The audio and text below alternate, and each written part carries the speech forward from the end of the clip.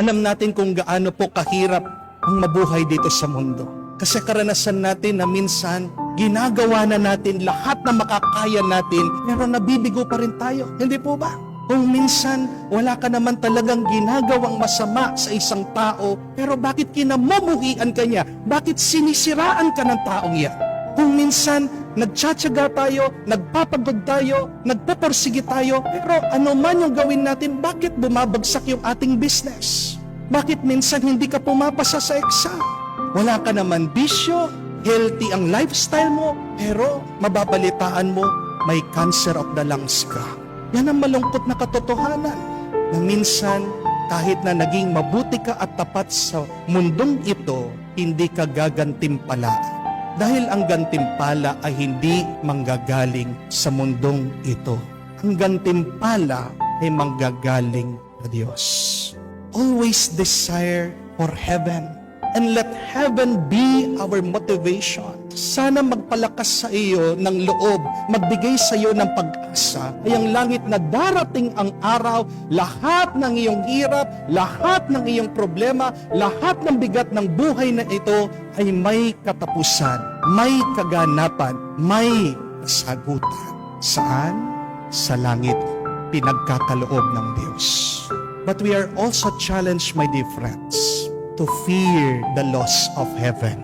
Baka nakalimutan nyo na po yung mga salitang yon dahil marami sa atin hindi na po nangungumpisal.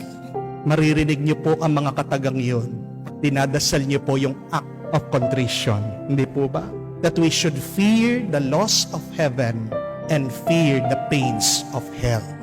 Magandang motibasyon ang langit, pero mas magandang motibasyon din ang impyerno. Dahil minsan ang tao, kailangan mo siyang takutin para matauhan siya at umpisahan niyang gawin yung mabuti, yung tama at maganda. Hindi po ba? Meron po kong kakilala, napakataba, ilang beses na po sinubukan na magpakapayat, pero ang hirap po nagda-diet. Di po ba? Ang hirap po maging disiplinado. Time and time again, nabibigo po, failure sa kanyang pagpapakapayat. Hanggang nung minsan, nakita ko po, nag-slim down, naging sexy. Bilib na bilib po ako. Tinatanong ko, ano ang ginawa? Bakit po nagkaroon na ng lakas ng loob? Bakit nagsipag na maging healthy? Alam niyo po, sabi niya, natakot. Bakit? May sakit diabetes. Sinabi po ng doktor, kung hindi ka papayat, mamamatay ka.